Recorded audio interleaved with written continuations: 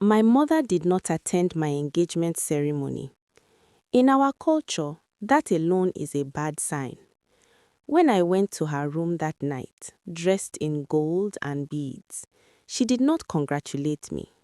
She sat on the floor, grinding herbs in a wooden bowl, her back turned to me. "Remove those beads," she said quietly. "They are not yours yet." I laughed nervously. "Mama, the elders have spoken. His family has paid." She stopped grinding. "Some payments are not bride price," she said. "They are compensation." That was the first time fear entered my heart. Sadiq was everything a woman was taught to pray for. Educated, calm, soft-spoken. His family owned land, houses, and businesses across towns. When he spoke, elders listened. People envied me openly. "He chose you among many," they said. "Your children will never suffer."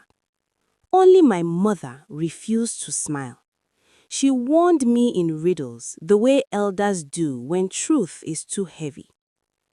"Have you asked why his first engagement ended? Have you noticed no woman from his compound ever returned to her family?" I dismissed her words as fear. My father had died young. My mother lived her life suspicious of happiness. I told myself love should not be punished because of old women's fears.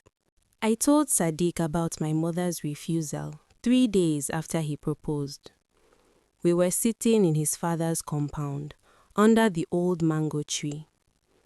Everyone greeted him with respect as they passed.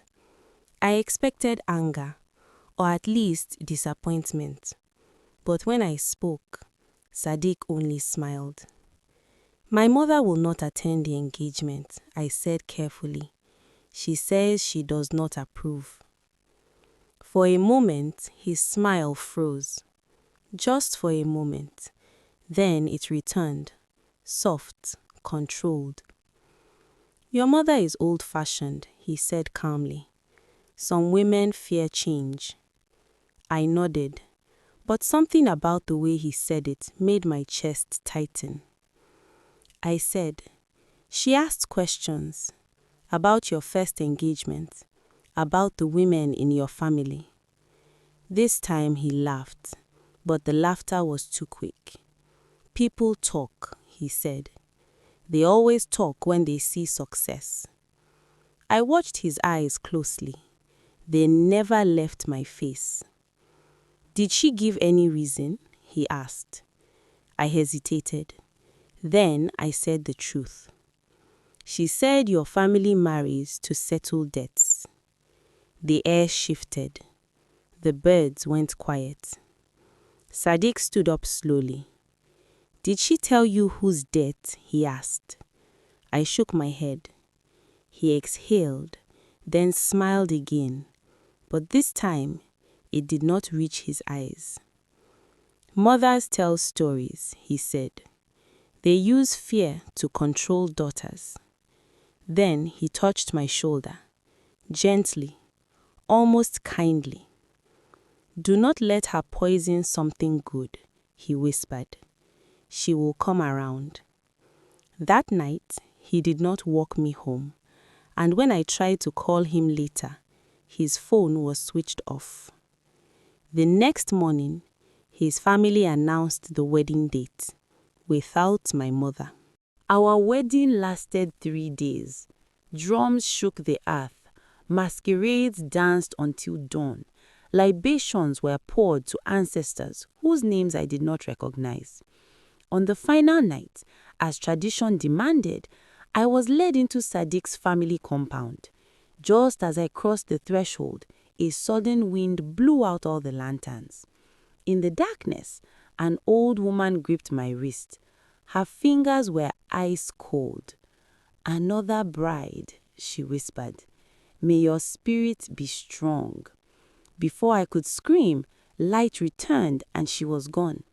No one else seemed to have noticed. That night, my husband did not touch me. "This house has rules," he said gently. "New wives must wait." At midnight, he rose, dressed in white cloth, and left the room. I heard chanting long after he was gone. Days turned into weeks. Every night, Sadiq left at the same hour. Every dawn, he returned smelling of smoke and bitter leaves. I was forbidden from certain rooms. I was told not to wander after sunset. I was warned never to whistle at night. When I tried to call my mother, the line failed every time.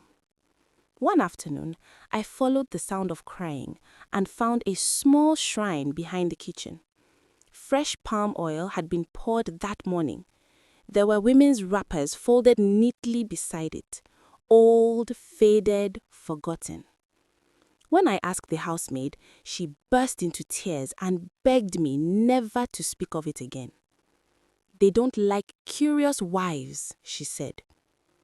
That night, I dreamed of women standing in a circle, their mouths stitched shut, all wearing my face.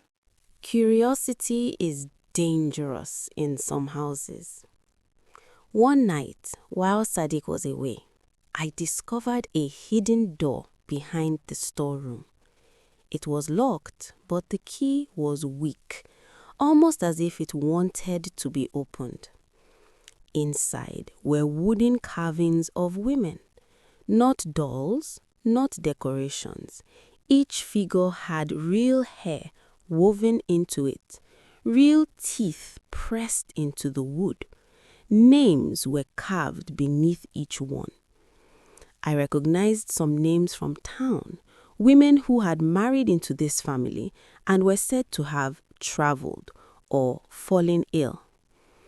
At the center stood the newest carving, mining. Behind them lay a shallow pit filled with small bones arranged carefully like an offering. I vomited until my throat burned. That night, I followed my husband deep into the forest. Elders sat around a fire. The air was heavy with power. I heard them say the words that broke me. The wealth must be renewed. The bloodline demands a wife. This one is strong. She will last. I stepped forward. My husband turned calmly. "You were chosen before you were born," he said. "Your mother knows." Before the elders could move, a voice rang out from the darkness. "My mother." She walked into the circle holding a carved staff, the same symbols as the shrine. "You people never learn," she said. "My sister died for this family. My daughter will not." The ground shook. The fire went out. Elders scattered. She revealed the truth. The first wife sacrificed decades ago was her sister. This marriage was their final attempt to complete the cycle. But they forgot one rule. A blood debt cannot be paid twice from the same lineage. By morning, the shrine had collapsed. Within months, Sadiq's family lost everything: wealth, land, reputation. I left without looking back. People say I was cursed. Others say I destroyed a powerful family. My mother says nothing. She only reminds me, not every marriage is a blessing. Some are altars. I still dream of that house sometimes, but I wake up breathing, and that is enough. When tradition feeds on silence, it becomes evil. And when mothers warn, it is wisdom, not fear, speaking. Thank you for watching this story.